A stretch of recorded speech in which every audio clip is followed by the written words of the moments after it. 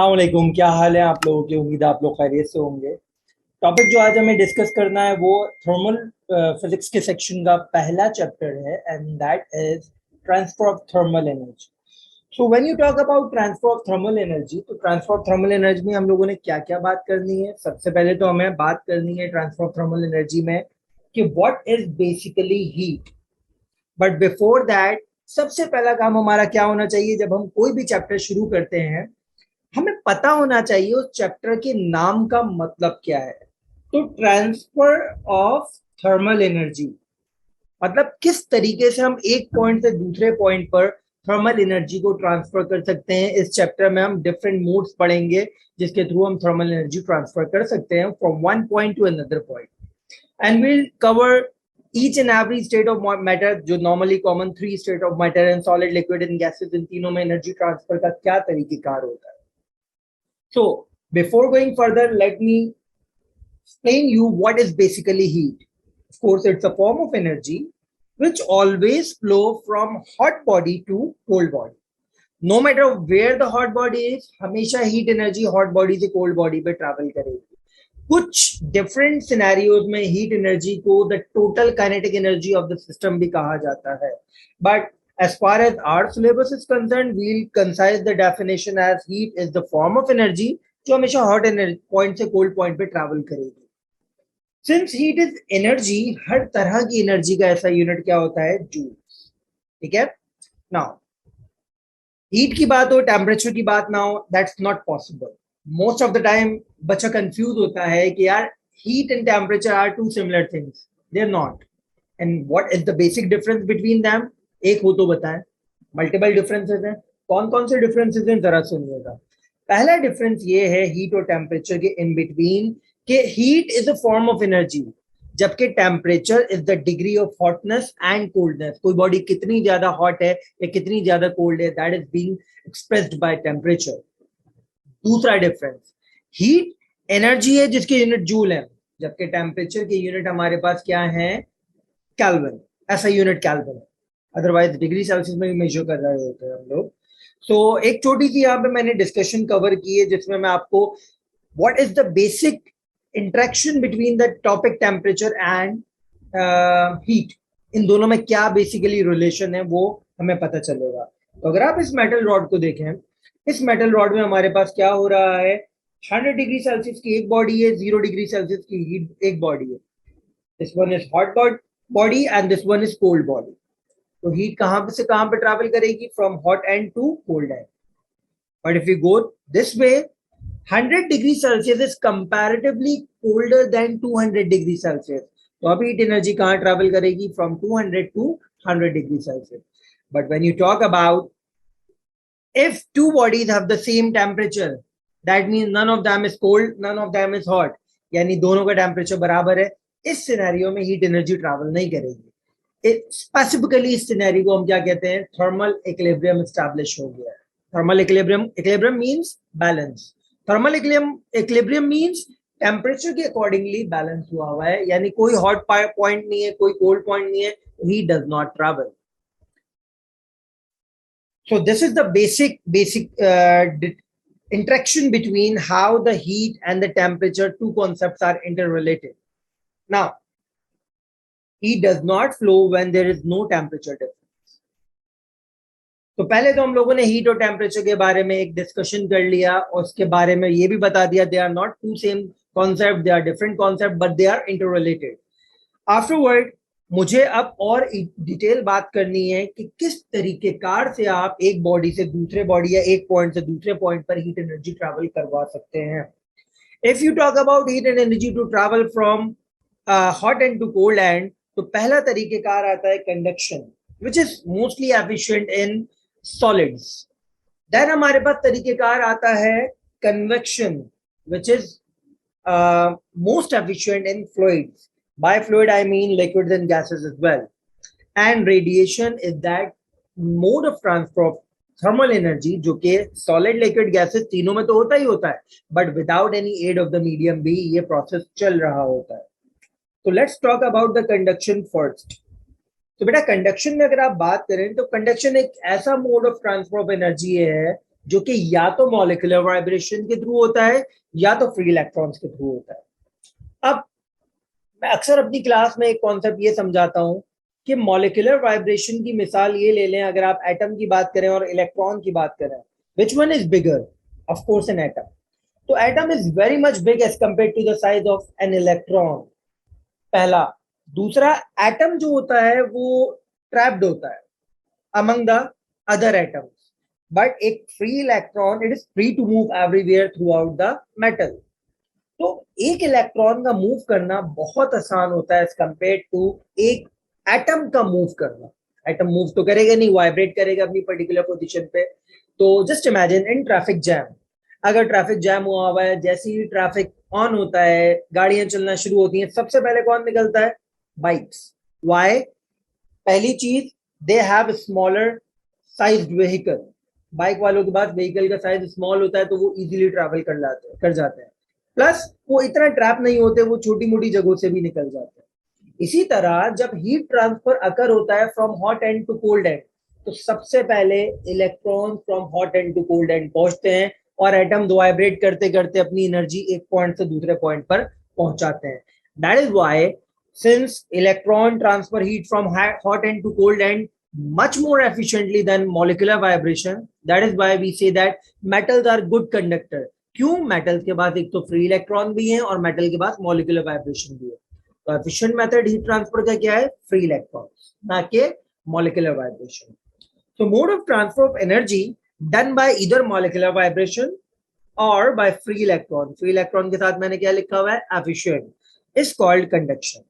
And साथ में ये भी बता दिया conduction is only efficient in solids, और सॉलिड्स में भी स्पेसिफिकली मेटल्स में, क्योंकि metals have free electrons.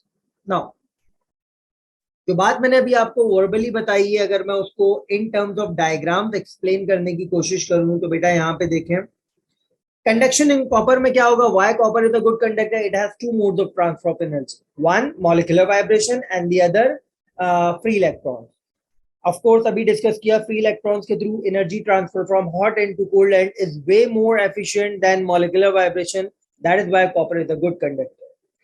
One more thing, एक गुड कंडक्टर होने के लिए अगर आप हीट एनर्जी यहां से ट्रांसफर कर रहे हैं तो वो यहां पे ट्रांसफर हो जाएगी, और अगर आप हीट एनर्जी यहां से ट्रांसफर कर रहे हैं तो इधर ट्रांसफर हो जाएगी।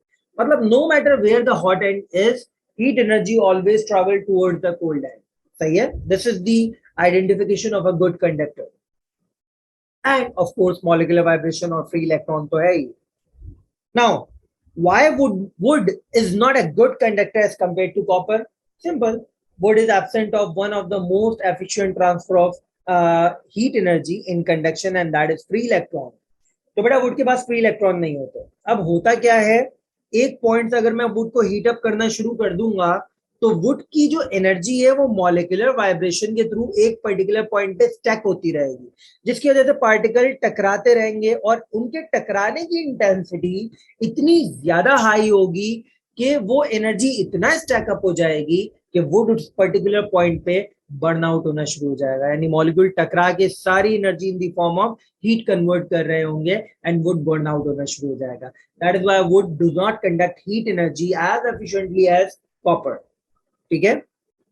और जो एनर्जी का मोड है ट्रांसफर ऑफ एनर्जी कंडक्ट करवाने का वुड के पास, वो सिर्फ और सिर्फ क्या है? Molecular vibration which is inefficient. That is why would is not a good conductor. तो वुड स्टैक एनर्जी। पेपर में एक मर्तबा सवाल आया था, define what is meant by good conductor. तो गुड कंडक्टर से क्या मुराद है बेटा? ऐसा, अच्छा यहाँ पे कंडक्टर की बात हो रही है in terms of heat, since we are talking about thermal energy. Thermal का पूरा सेक्शन हम डिस्कस करने जा रहे हैं इस वीडियो के सेक्शन में। तो इलेक्ट्रिकल कंडक्टर अलग होते हैं और थर्मल कंडक्टर अलग होते हैं। अभी फिलहाल मैं थर्मल कंडक्टर्स की बात कर रहा हूँ। तो materials which conduct heat energy as efficient as possible are called good conductors, और गुड कंडक्टर्स को बैड इंसुलेटर्स भी कहा जा सकता है। बेहतरीन गुड कंडक्टर्स कौन है? मेटल्स। अब इंसुलेटर का वर्ड आया है तो इंसुलेटर को समझाना भी हमारे ऊपर जो है वो लाजिम हो गया है। तो गुड इंसुलेटर्स क्या होते हैं? जो एफिशिएंटली हीट एनर्जी एक पॉइंट से दूसरे पॉइंट पर ट्रांसफर ना करवा पाए, and they are also known as bad insulators. Plastic, wood, ये तमाम के तमाम गुड इंसुलेटर्स में आते हैं and they are very much efficient if you are I mean अगर आप चाय बना रहे हैं तो ऑफ कोर्स आप चाय का जो हॉट जो मेटल पार्ट है वो तो नहीं पकड़ेंगे, आप जो हैंडल पकड़ेंगे वो हैंडल मोस्ट प्रोबेबली किसका बना होता है, या तो वुड का बना हुआ होता है या प्लास्टिक का बना होता है, सो दैट आप you don't get burn. Now ये बड़ा इंटरेस्टिंग सवाल है, और इस सवाल में अक्सर बच्चा जो है वो गलती कर देता है। मैंने इसका जवाब यहाँ पे छुपा दिया है ताकि आप लोग अपनी थोड़ी सी क्रिटिकल थिंकिंग को बिल्डअप कर सकें और जवाब देने की कोशिश करें। तो मैंने यहाँ पे दो बर्नर्स लगाए हुए हैं, burner one and burner two. सही है। नाउ बर्नर वन क्या कर रहा है, आयरन को हीट अप कर रहा है, और बर्नर टू वुड को हीट अप कर रहा है। इन दोनों आयरन और वुड के अराउंड मैंने एक पेपर को रोल किया हुआ है। सवाल ये है पेपर का कौन सा साइड, ये वाला साइड या फिर ये वाला साइड ब्राउन होना शुरू होगा। अब थोड़ा सा अपना क्रिटिकल थिंकिंग को एनहांस करने की कोशिश करें। बेटा अगर मैं आपसे बात करता हूं आयरन की, ये आयरन का हॉट एंड होगा और ये आयरन का कोल्ड एंड होगा। Iron is good thermal conductor, तो आयरन तो फौरन अपनी हीट एनर्जी हॉट एंड से कोल्ड एंड पे ट्रांसफर कर जाएगा, यानी यहाँ पे एनर्जी नहीं होगी, एनर्जी ट्रांसफर हो रही होगी आगे। सही है। But would is inefficient conductor, तो वुड की एनर्जी तो यहाँ पे स्टैकअप होना शुरू हो जाएगी, और वो एनर्जी जब स्टैक्ड अप एनर्जी इस वाले पार्ट को मिलेगी पेपर की, तो पेपर बर्न आउट होना शुरू हो जाएगा, and that is how paper will get burn from this side. ठीक है, तो यही बात यहाँ पे लिखी हुई है, wood side will get burn as iron circulates heat from hot to cold, but wood cannot. So paper near the wood will get burnt. Now, if you are my student, you must have known कि यार ये तीन stars का क्या मतलब है। It's paper 4 means ADB, साथ साथ एडीबी कवर करते हैं हम, आज का काम कल पे नहीं छोड़ते हैं, है ना भाई। So best conductor of heat is, किस तरीके से हम ये पूरा एक्सपेरिमेंट देखेंगे। सबसे पहले तो आप यहाँ पे इस डायग्राम को थोड़ा सा समझे, इस डायग्राम में क्या हो रहा है। बेटा हमारे पास यहाँ पर इस पूरे कंटेनर में मैंने हॉट वाटर डाला हुआ है, और 4 इनलेट से मैंने 4 डिफरेंट रॉड्स को इंसर्ट किया हुआ है। One is copper, one is iron, plastic, glass. ठीक है, और मजीद क्या है, हर एक रॉड के एंड पे मैंने वैक्स की मदद से एक पी पी यानी मटर का दाना, उसको मैंने स्टिक किया हुआ है। सही है। एंड सिंपल कॉन्सेप्ट है, वो कंडक्टर जो कि बेस्ट कंडक्टर है हीट एनर्जी का, हाउ डू वी नो, उसका वैक्स सबसे पहले मेल्ट होगा, क्योंकि heat energy from hot water to the rod travel करेगी, वैक्स मेल्ट करेगी, और जैसे ही वैक्स मेल्ट होगा पी विल फॉल। सही है। तो ये हमारा बेसिक एक एजेंडा है जिसके थ्रू हम प्रूव करेंगे विच one is the best conductor of heat. In this case अगर मैं बेस्ट कंडक्टर ऑफ हीट की बात करूं बेटा, तो बेस्ट कंडक्टर ऑफ हीट में मुझे एक बात और क्लियर करनी होगी। हमेशा याद रखें, भले वो ओ लेवल फिजिक्स हो, भले वो ए लेवल फिजिक्स हो, जब भी आप कंपैरिजन की बात करते हैं, you need to set some constant parameters. आपने कुछ कांस्टेंट पैरामीटर्स को सेट करना है, एंड दैट इज व्हाई मैंने यहाँ पे एक लिस्ट बना दी है। तमाम रॉड्स की जो लेंथ है वो सब बराबर होनी चाहिए। पहला, तमाम रॉड्स का क्रॉस सेक्शनल एरिया या फिर डायमीटर बराबर हो। तमाम रॉड्स पे जो पी है उस पी का साइज सेम हो। अमाउंट ऑफ वैक्स तमाम रॉड्स पे सेम हो, और टेम्परेचर डिफरेंस सेम हो, मतलब जितना टेम्परेचर अंदर का है उतना ही टेम्परेचर बाहर का हो। तब जाके हम फेयर कंपैरिजन कर पाएंगे among all the 4 rods. And the rod whose P falls first is the best conductor, क्योंकि हीट एनर्जी हॉट एंड से कोल्ड एंड पे सबसे जल्दी पहुंच गई। पेपर में जब ये सवाल आया था तो ये भी पूछा था state which one is the best conductor, तो हमारे पास copper is the best conductor among all. सही है, तो मैंने कॉपर का नाम यहाँ पे मेंशन कर दिया, copper is the best conductor. अब इस सवाल के दूसरे पार्ट में हमसे क्या कहा गया था, why this arrangement is better as compare to sticking a single pea. ये वाली अरेंजमेंट बेटर क्यों है? सिंपल सी बात है, हीट जब ट्रांसफर होगी, जब सबसे पहले ये वाला पी फॉल करेगा, फिर ये वाला पी फॉल करेगा, देन ये, देन ये, देन ये। You can measure the time कि कब कौन सा पी फॉल कर रहा है, and you can plot a graph. और जब बेटा आप ग्राफ प्लॉट करोगे तो this is how graph will look like, and through this graph you can clearly see सबसे स्टीपर ग्राफ, सबसे कम टाइम में सबसे ज्यादा पी किसके गिर रहे हैं, कॉपर के गिर रहे हैं। That is how you will prove that copper is the best conductor of heat among these four rods, and plastic is the worst conductor.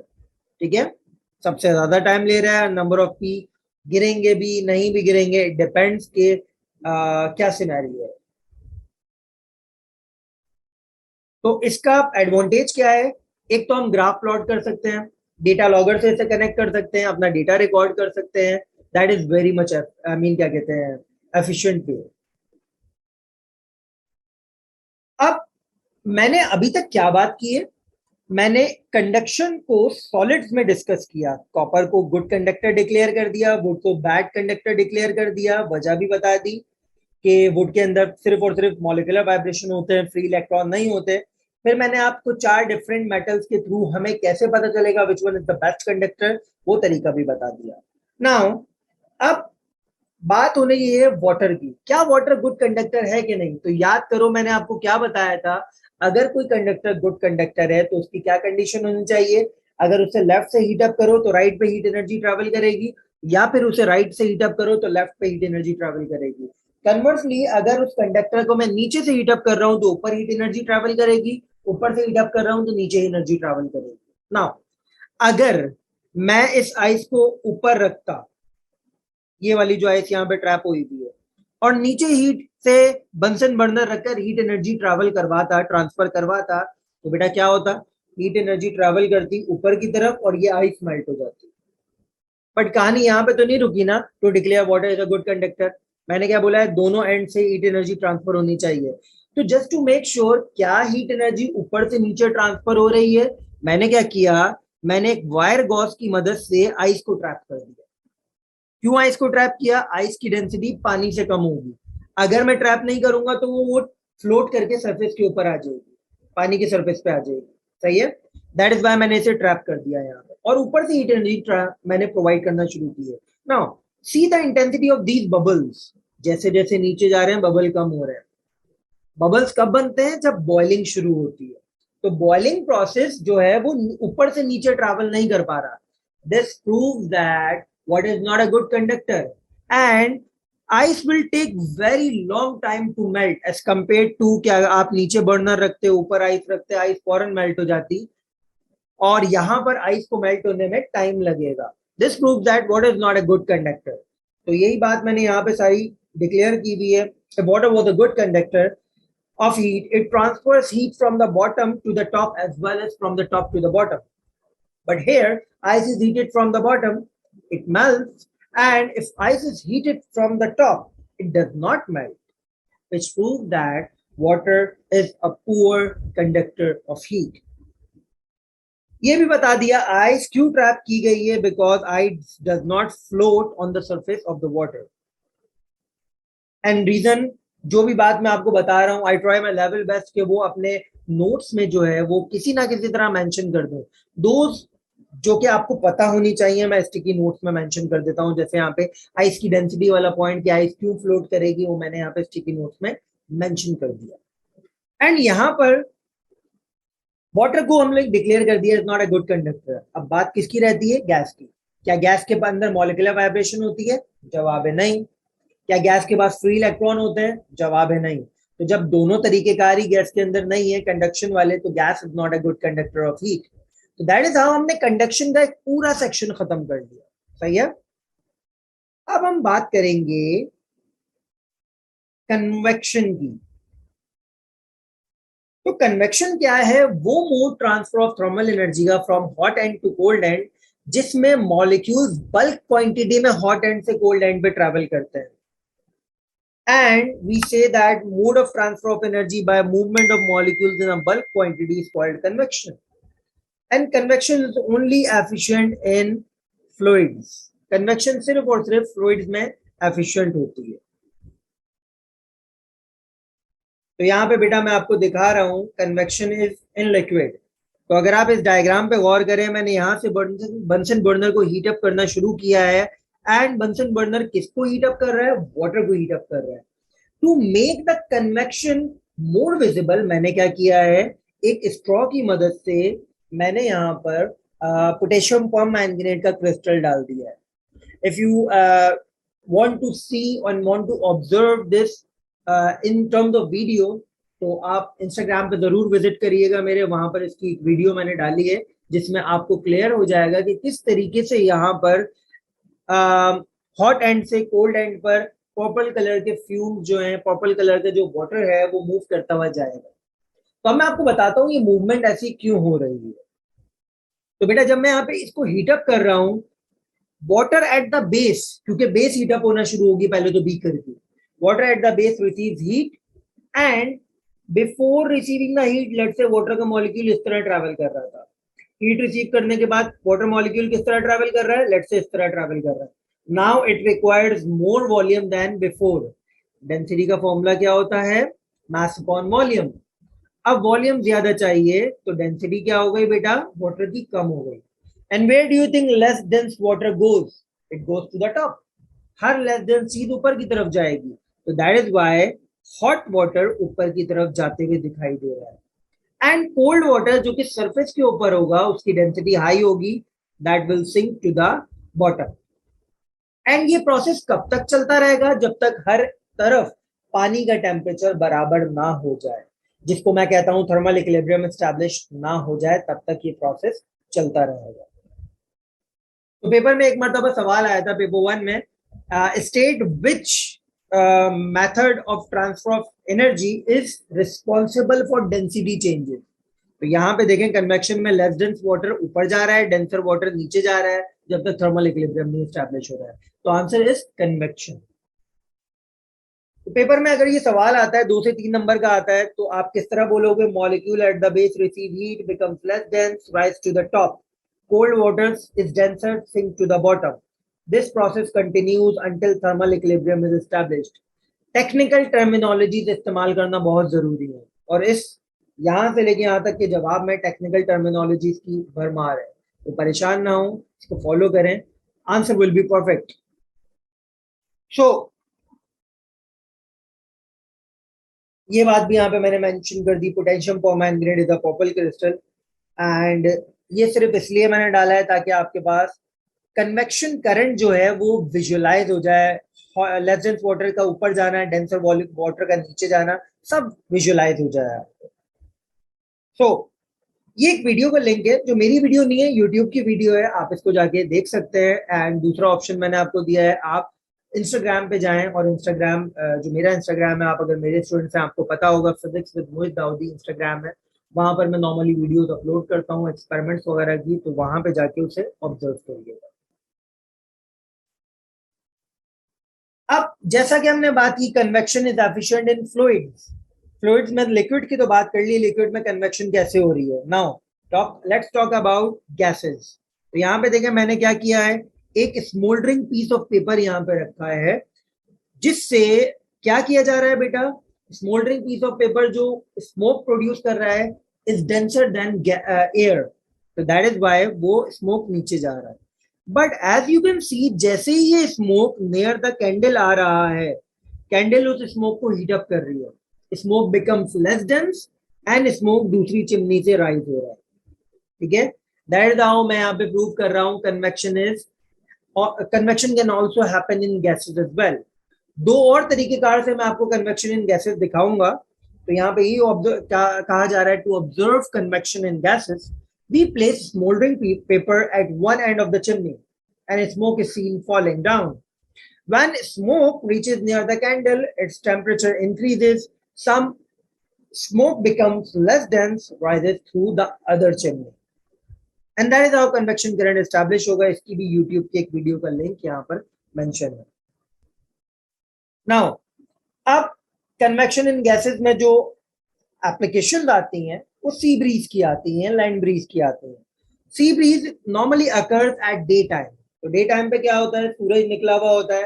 What do you think which one get more heat, land और water in day time? Solids react more quickly on temperature changes as compared to liquids. ठीक है, तो पहले आपके पास जो solid part है वो heat up होना शुरू होगा। तो अगर लैंड हीट अप होगी, air above the land will also get heat from the land, and air above the land heated होगी तो it becomes less dense, rises to the top. Colder air कहां पर होगी? जो कोल्डर पार्ट है that is sea. तो इस air को रिप्लेस करने के लिए air from the sea will move this way, since the direction of the wind is from the sea to land, that is why इसको क्या कहा जाता है? Land breeze. तो अगर दिन के टाइम आप ऑब्जर्व करें, स्मोक की डायरेक्शन कहाँ है? From the sea to the land. या अगर आप एक पूरा दिन समंदर पे गुजारते हैं तो दिन के वक्त आप क्या ऑब्जर्व करोगे? हवा का रुख from the sea to the land होगा। सही है। सिमिलरली अगर आप बात करते हो लैंड ब्रीज की which occurs at the night time, तो नाइट टाइम में क्या होगा? जैसा मैंने बोला, solids react more quickly on temperature changes as compare to liquids. तो टेम्परेचर डाउन होगा, इसका मतलब land will be colder as compare to water, तो वाटर हॉटर होगा। तो air above the sea will become less dense, rises to the top, and land के ऊपर जमीन के ऊपर जो एयर होगी वो डेंसर होगी, वो उसे रिप्लेस करेगी। सिंस इस दौरान विंड की direction from the land to the sea है, दैट इज वाई इसको लैंड ब्रीज कहा जाएगा। एंड स्मोक की डायरेक्शन भी ऑपोजिट हो गई। एंड रात के वक्त अगर आप साहिल समंदर को फेस कर रहे हैं तो हवा की direction from the land to the sea होगी, मतलब पीछे से लैंड की हवा की डायरेक्शन जो है वो आपको ऑब्जर्व करने को मिल रही है। जो बात मैंने अभी आपको बताई सॉलिड्स वाली विच रिएक्ट्स मोर क्विकली, ये मैंने यहाँ पे स्टिकी नोट में मेंशन किया हुआ है। ऑफ कोर्स आप लोगों को मैं इसका पीडीएफ भी प्रोवाइड करूंगा ताकि आप लोग अपनी जो वर्क बुक्स हैं उसमें इसको कंप्लीट कर लें, जो मैंने आपको प्रोवाइड की हैं। Now if we talk about radiation, radiation is what? The mode of transfer of energy which does not require any medium to travel. मतलब ऐसा नहीं है सॉलिड लिक्विड गैसेस में ट्रैवल नहीं होगी, होती है, बट इसकी खास बात क्या है? ये without any ad of the medium भी ट्रैवल कर सकती है। तो एग्जाम्पल क्या है? सूरज से जमीन तक जो हीट एनर्जी आ रही है, there is no medium between sun and earth, ना सॉलिड है, ना लिक्विड है, ना गैसेज है। हाँ, माना जाता है हायर लेवल पे अगर आप डिस्कस करो गैसेस हैं, but the particles are very very much far away from each other, तो कंसीडर किया जाता है कि मैटर नेग्लिजिबल है। So heat energy flows from the sun to the earth by the means of radiation. अब again ये वाला part हमें डिस्कस करना है, जो रेडिएशन का एक छोटा सा एक्सपेरिमेंट है, to prove which surface is the best among the radiation part. तो यहाँ पे मैंने एक फिलामेंट रखा है, फिलामेंट लैंप रखा है, ताकि मैं दो मेटल की प्लेट्स को हीट अप कर सकूं। ये वाली मेटल प्लेट शाइनी है या फिर व्हाइट है, और ये वाली मेटल प्लेट ब्लैक है। दोनों मेटल प्लेट्स के साथ मैंने क्या किया है? थर्मोमीटर इंस्टॉल कर दिया है। एंड व्हाट वी ऑब्जर्व, जब मैं फिलामेंट लैंप को प्रोवाइड करूंगा energy, filament lamp heat up होगा, तो ब्लैक वाली का टेम्परेचर ज्यादा राइज कर रहा है और शाइनी वाली का टेम्परेचर कम राइज कर रहा है, which proves that black is the good absorber of heat. तो यहां पे भी अगेन देखें, मैं कंपैरिजन करने जा रहा हूं, तो मुझे कांस्टेंट पैरामीटर्स बताने हैं, size of the plates and distance from the bulb. Bulb से अगर डिस्टेंस दोनों का सेम होगा तो बेटा दोनों पे सेम अमाउंट ऑफ रेडिएशन पहुंचेगी। नाउ अब ये प्लेट्स हीट अप हो चुकी हैं, हीटिंग प्रोसेस तो मैं देख चुका हूं, black absorbs heat energy more efficiently, that is why उसका टेम्परेचर ज्यादा राइज कर रहा है। अब मैं कूलिंग प्रोसेस देखना चाह रहा हूं, तो मैंने देखे बेटा यहाँ पे फिलामेंट लैंप हटा दिया है। अब मैं कूलिंग प्रोसेस को देख रहा हूं, तो कूलिंग प्रोसेस में देखें क्या दिख रहा है? ब्लैक का टेम्परेचर कम है और शाइनी का टेम्परेचर ज्यादा है, यानी ब्लैक कूल डाउन भी जल्दी हो रही है, which means black radiates emits heat energy more quickly than shiny. तो ऊपर वाले एक्सपेरिमेंट से मुझे क्या पता चला? Black is the good absorber of heat. And नीचे वाले एक्सपेरिमेंट से मुझे क्या पता चल रहा है बेटा? Black is the good emitter of heat. Clear है यहां तक? नाउ आगे बढ़ते हैं। ग्राफिकल पॉइंट ऑफ व्यू से अगर हम देखें तो ब्लैक का ग्राफ हीटिंग प्रोसेस में इस तरह जा रहा है, ब्लैक कम टाइम ड्यूरेशन में ज्यादा टेम्परेचर गेन कर रहा है, जबकि शाइनी ज्यादा टाइम ड्यूरेशन में कम टेम्परेचर गेन कर रहा है। कूलिंग प्रोसेस, ब्लैक बहुत जल्दी कूल डाउन हो गया, जबकि shiny is taking a lot of time और उतना कूल डाउन भी नहीं हो रहा है जितना ब्लैक कूल डाउन हो रहा है। नाउ ये एक टेबुलर फॉर्म है जो आपको पता होनी चाहिए। एंड इस टेबुलर फॉर्म में बेटा मैंने क्या दिखाया हुआ है, गुड एमिटर कौन होता है हीट का, ब्लैक या फिर dull colour, grey black. Good absorber, black या फिर डल कलर। बट ज्यादा बेहतर तरीके से हीट एनर्जी कौन रिफ्लेक्ट करता है, शाइनी या white, which are the good reflectors of heat. Bad emitters क्या होते हैं, शाइनी या व्हाइट। बैड एब्जॉर्बर्स भी शाइनी व्हाइट होते हैं।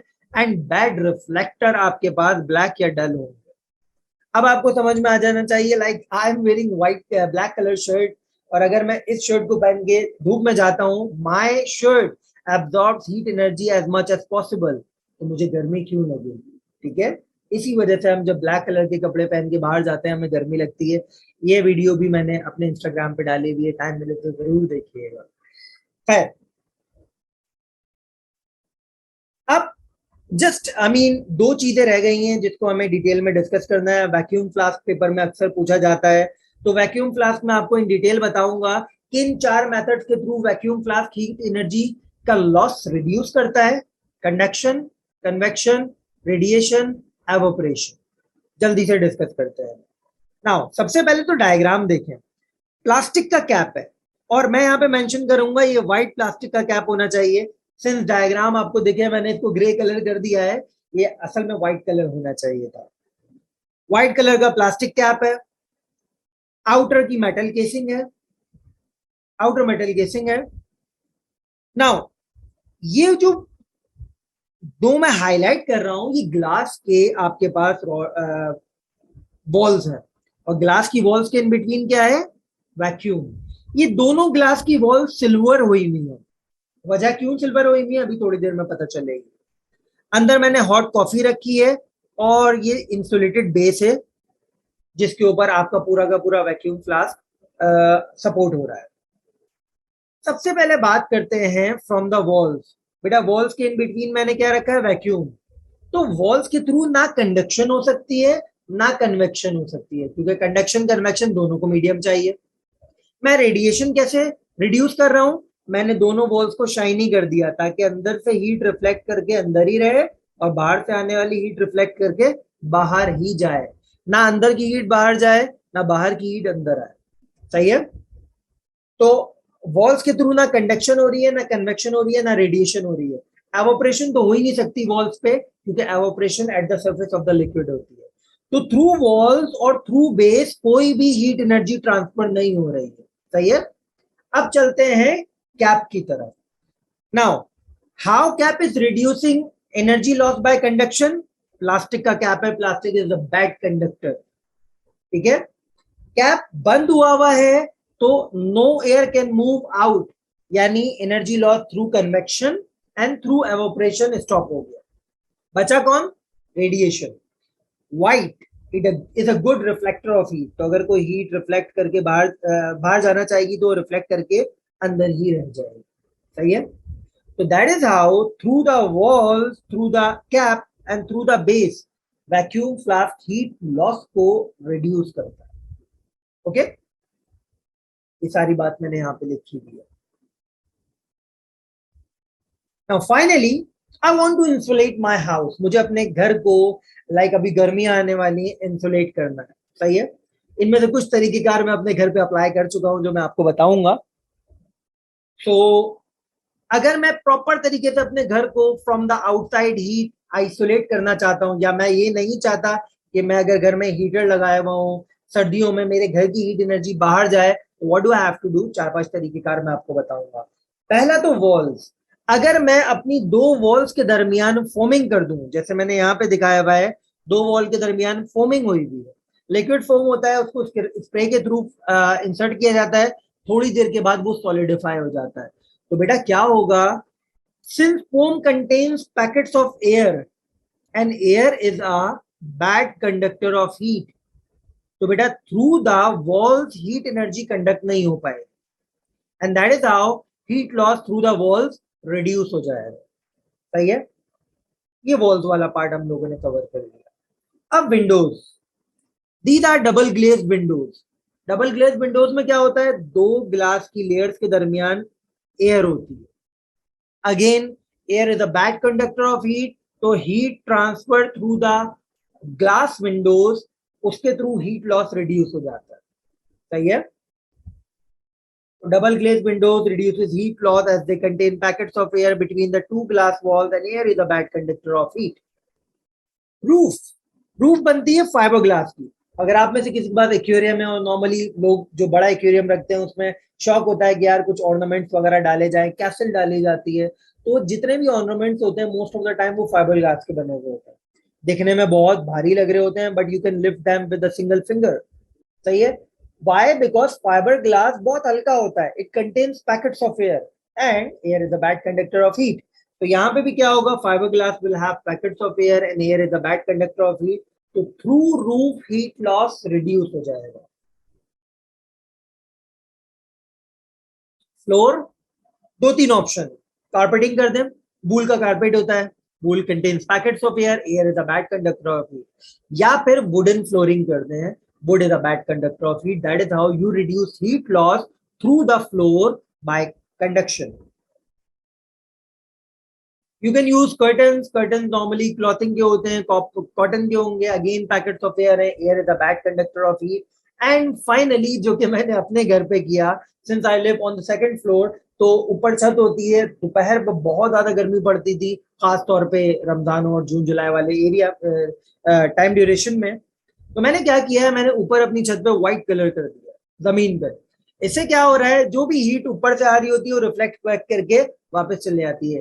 And believe me, drastic change feel हुए हैं हमें घर में। अभी मैं यहाँ पे सुकून से इसीलिए बैठा हूँ कि इतना कुछ हीट एनर्जी ऊपर जो है वो मुझे, मेरे छत जो है वो एब्जॉर्ब नहीं कर रही है। तो अगर आप घर को व्हाइट पेंट कर दें, Mexico is considered as one of the hottest cities in the world in terms of temperature. So वहां पे majority of the houses are painted white. Why? Just because heat loss from the house और बाहर की heat अंदर ना आ पाए, ये तमाम मामला रिड्यूस हो जाए। तो this is pretty much it. Thermal section का हम लोग पहला चैप्टर कंप्लीट कर चुके हैं, एंड मुझे उम्मीद है आप लोगों को तमाम बातें समझ में आई होंगी। एंड अगर आपको कोई बात ना समझ में आई हो, you have my contact number, you can ask me any time you want. And उम्मीद करता हूँ सारी चीजें आपको क्लियर समझ आई होंगी। तो ख्याल रखिएगा अपना। इंशाल्लाह अगले चैप्टर की वीडियो मैं जल्दी अपलोड करूंगा, and I will inform you guys. ख्याल रखिएगा अपना। अल्लाह हाफिज।